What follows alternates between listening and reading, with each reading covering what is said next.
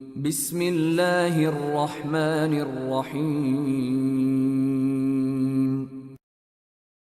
في سجن طاغية لنا أخوات فلمثل هذا تذرف العبرات ويحل في قلب الصدوق هشاشة وتضيق في رحباتها الفلوات في سجن طاغية لنا أخوات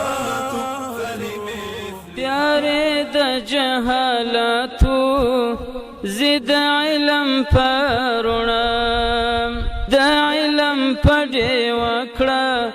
د زړه ابو لیث سمرقندي رحمه الله وایي یو څوک چې د یو عالم مجلس ته ورځي که په دې مجلس کې دی کښېنستی هېڅ شی نه کوي زده پر هغه سره بیره باندې الله تعالی اووه عزته اووه کرامته اووه فایدې اووه نعمت الله جل جلاله دته ورکوي یو د هغو نعمتو څه دا دی کله چې یو مؤمن مسلمان د کوره راووتی په دغه نیت چې نن زه ځمه دغه د عالم مجلس ته دغه د دین مجلس ته ځمه په دې نیت باندې چې هلته زه یو شی زده کړم الله جل جلاله ودته د طالب العلم د هغه طالب چې هغه طالب دین دی طالب قرآن دی طالب اسلام دی د هغه طالب چې څونه ثواب دی الله جل جلاله و دغه مسلمان ته دغونه ثواب ورکوي دوهم کرامت یې دا دی چې په دغه ځای کې که ده یو ساعت تېر کړي که 2 ساعته تېر کړه که 3 ساعته تېر کړه که نیم ساعت تېر کړي د ګناه سره ګرځېدلی دی دا غټ نعمت دی چې پر مؤمن مسلمان باندې یو داسې ساعت راسي د ده په عملنامه کې دا لیکل سوي چې زما بنده په دغه ساعت کې ګناه نه ده کړې زما عبادت یې کوئ زما عبادت ته ناستو زما د قرآن واوریدلو ته ناستو زما د رسول صلی الله علیه وسلم د احادیثو واوریدلو ته ناستو دریم کرامت یې دا دی چې دی کله د کور راووتی پر ده باندې د الله جل جلاله رحمت را شروع کیږي تر دغه ځایه چې دی دا ځای ته رارسیږي څلورم کرامت یې دا دی چې په دغه ځای کې چې کم انوار و کم رحمتونه راوري د دې رحمته څه دی برخمن کیږي او پنځم شی دا دی چې دغه انتظار موږ تاسې کوو دا 2 بجو سره غلي تر پایه پورې چې ناست یو دا انتظار زموږ ستاسې ټول عبادت دی دا ټول په عبادت کې لیکل کیږي او شپږم کرامت یې دا دی په دغه ځای کې چې موږ تاسې یو خبره واورو خبره نه وفهموو د هغه په خاطر باندې مو په زړه کې یو څه غم پیدا سي یو څه تکلیف پیدا سي د ډېرو ورونو سره دی شی پیدا سي چې کشکې ما هم داسې د قرآن حفظ کړی وای کشکې ما هم داسې علم زده کړی وای کشکې ما هم دغه رقم نعمت حاصل کړی وای په زړه کې یو ارمان پیدا سي پر دې باندې یو څه غمجن سي دغه غم و دغه فکر دا سبب د رضا د الله تعالی ګرځي اوم کرامت دا دی چې د علماء کرامو د حفاظو عزت کیږي د هغو په خاطر موږ تاسې راجمع سوي یو د دې عزت کیږي نو د مؤمن مسلمان سره دا فکر پیدا سي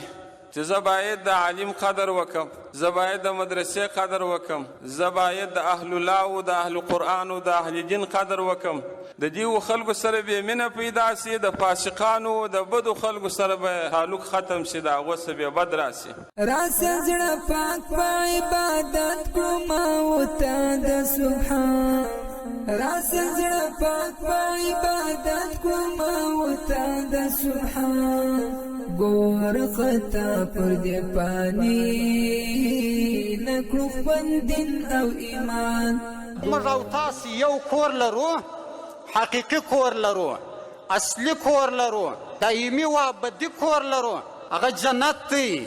دغه د جنت کور دا د جنت نعمتونه دا د جنت بنګلي او معنیانې د جنت حورې و غلمان دا پر جې دنیا باندې یو څه کول در څخه غواړي دا به کوې جنت موت نه دی جنت په ډیرو سختیو کې پوښل سوی دی روایت کې راغلی چې رسول الله صلی الله علیه وسلم وایي الله چې جنت و دوزخ جوړ کړله جبریل علیه السلام ته وویل ورته ورسه چې وګوره چې څنګه ځایونه دي جبریل علیه السلام چې راغلی چې جنت ته داسې سر ورښکاره کوي دونجه اندازه نادر ځای دی چې جوړیږي نه دوزخ ته چې وکتل یو عذابونه دي یو مارونه دي یو ورونه دي لړمان تکلیفونه بیرته الله ته ورغلی ولي الله فکر نه کوم چې ستا یو بنده چې د دغه جنت څخه راوګرځېږي دا څنګه ځای و دا خو تیاره یو تماشه او منظره وه او فکر نه کوم چې ستا یو بنده چې جهنم و دوزخ ته ولاړ الله عز وجل ورته وویل ولته بیا ورسه چې ورغلی پر جنت باندې داسې مشکلات را څرخېدلي چې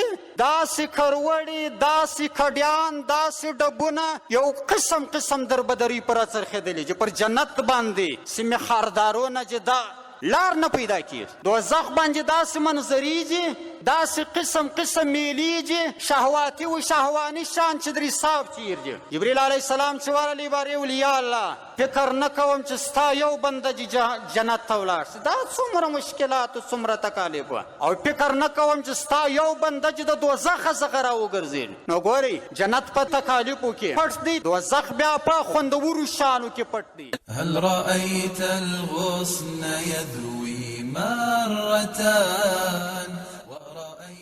انسان د دوه شانو څخه جوړ دی یو د جسم څخه جوړ دی دویم د روح څخه جوړ دی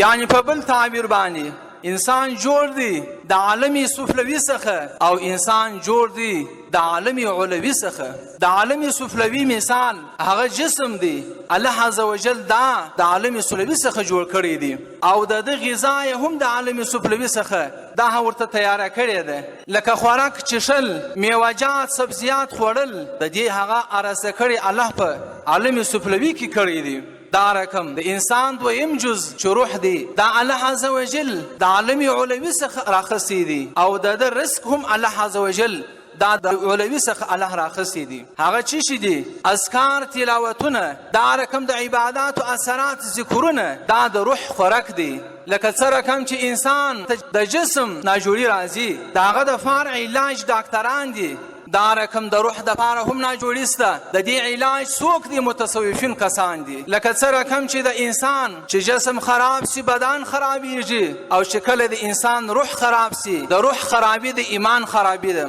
نو د جسم خرابي دا د بدن هغه کمزوري ده او د روح کمزوري دا د ایمان کمزوري ده نو دا خبره ښکاره سول چې انسان د خپل بدن دا ډاکټر ته دې علاج کوي دا رقم به انسان د روح علاج هم کوي مشایخ ته او علماء ته او متصوفون ته ورزي هغه ته مرض معلوم دي هغه علاج کولای شي أنا العبد السقيم من الخطايا وقد أقبل په دنیا کې که موږ تاسې یهودو نصاراو ته وګورو یا نور د باطلو ادیانو پیروانو ته وګورو هغه په دې کې ډیر کوشش کوي چې د خپل د همدغه منسوخه دین لپاره یا د دې باطلو عقایدو لپاره مراکز بنا کړي دپاره د دې چې د خپل باطل عقاید دا تر انسانانو پورې ورسوي نو هلته په میلیونو ډالر مصرفوي لیکن موږ ستاسې دین خو الحمدلله د الله رب العزت په نیز بهترینه دین او حق دین چې دی هغه یوازې دین اسلام دی دا نور ټول دینونه منسوخه یا باطل دي د الله رب العزت په نیز باندې هیڅ اعتبار هم نه لري نو معزز مسلمان ورونو چې هغه کسان پر باطل باندې په میلیونو ډالر مصرفوي هغه کسان د باطلو عقایدو د نشرولو لپاره په لکاو ډالر مصرفوي نو موږ تاسې ولې د یو حق دین لپاره ولې دا خپل مال نه مصرفو دغه دیني عقاید دا اسلامي احکام دا یوازې او یوازې په همدغه مدارسو کې زده کیږي د دې تعلیم او تربیه په کوم ځای کې کیږي په همدغه دیني او اسلامي مدارسو کیږي چې د هغو مدارسو څخه یو همدغه مدرسه ده چې موږ تاسې قرار وپکښې لرو او د الله پیغمبر صلی الله علیه وسلم چې فرمایي چې هر هغه چاته الله رب العزت اراده د خیر وکړي هغه ته فقاهت په دین کې ورکوي فقاهت په دین کې پوهه په دین کې دا په کوم ځای کې حاصلیږي دا په همدغه دیني مدارسو کې حاصلیږي ما او تا چې په دین باندې ځان پوهوو د لوی رب جل جلاله په احکام باندې ځان پوهوو دا چیرې حاصلیږي دا په همداسې دیني مراکزو کې حاصلیږي يا هدية من ربنا الخلاق أنت الذي تبعث فينا نشوة المشتاق غربا څوک دي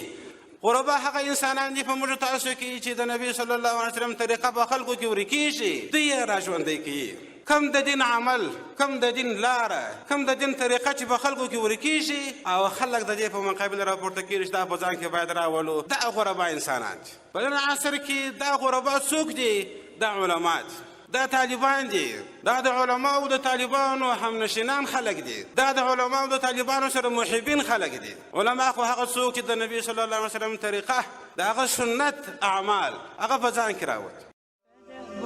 تزاور للناس في